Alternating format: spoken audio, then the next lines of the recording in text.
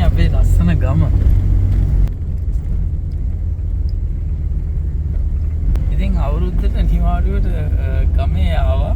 ගමේ ආපුවාම අපිට ඉතින් එක එක රාජකාරි ගොඩක් තියෙනවානේ. දැන් මේ යනවා මේ බටර් ලයින් එක මෝටරේ ගාවින් පොඩි ලීක් එකක් තියෙනවා ගෙදර. ඉතින් ඒක නිසා වතුර ගහන්න ටිකක් අමාරුයි. මම යනවා මේ ඒ ලීක් එක හදන්න බට කෑල්ලක් අරන් එන්න හાર્ඩ්වෙයාර් එකකට. මේ පාර එන පාරෙයි මේ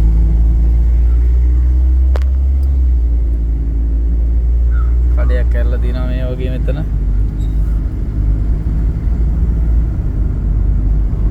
දිග කඩයක්. මේ කඩේ තියෙනවා එතන ඇරලා සමහර කඩ වහලා මේ වෙනකොට මාත් තනියම යනවා. ඉතින් පොඩි රවුමක් ගම වටේ. හරි ආසයි ඉතින්. ගොඩ කාලෙකින් ගමේ ආවම පොඩි රවුමක් යනවා.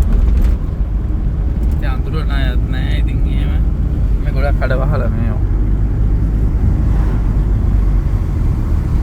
ඉතින් හાર્ඩ්වෙයාර් එක ගාගෙන යනවා. ඉස්සර මේ පාරේ මේ අපි පයින් යනවා මේ ඉස්කෝලේ ඇරිලා. මං අර ආපු පාරට මේ පාරේ තමයි පයින් යන්නේ.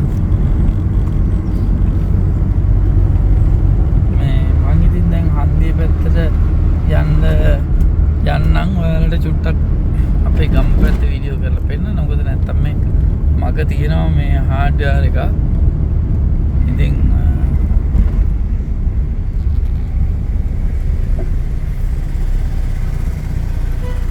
මෙතන තියෙනවා හાર્ඩ්වෙයාර් එකක්. මම ඒ හන්දියට ගිහිල්ලා ඔයාලට අපේ හන්දියත් පොඩ්ඩක් පෙන්නගෙන ඉන්නම්.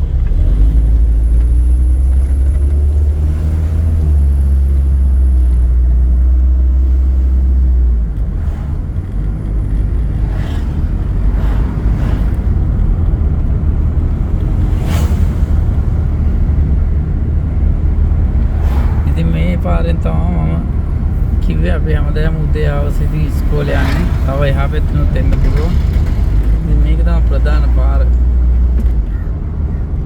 යාළුවෝ සෙට් වෙලා ඉතින් පයින් යනවා. මේ ඉන්නේ මහගමසේකර මහත්තයාගේ පිළිරුව පිටලා තියෙන ස්ථානේ මෙතන. ඉතින් මේ කණුව හරි ප්‍රසිද්ධ කණුවක්.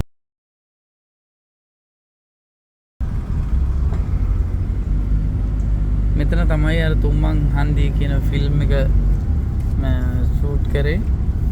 මෙතන තමයි තුම්මන් හන්දිය. දැන් මෙතන හන්දියෙන් ආයේ මේ විදිහට හැරෙන්න තියෙනවා. ඒ වගේ මේක ලස්සන ත්‍රිකෝණයක් වගේ තියෙන. අතන වොලිබෝල් කෝඩ් එකක් තියෙනවා. මේක තමයි මම ගියේ ඉස්කෝලේ.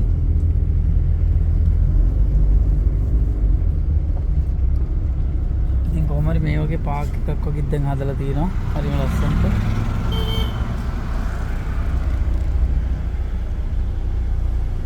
මම හන්දියෙන් මේ විදිහට හරවලා ආයෙ යනවා අර බටර් ලයින් එක ගන්න පැත්තට.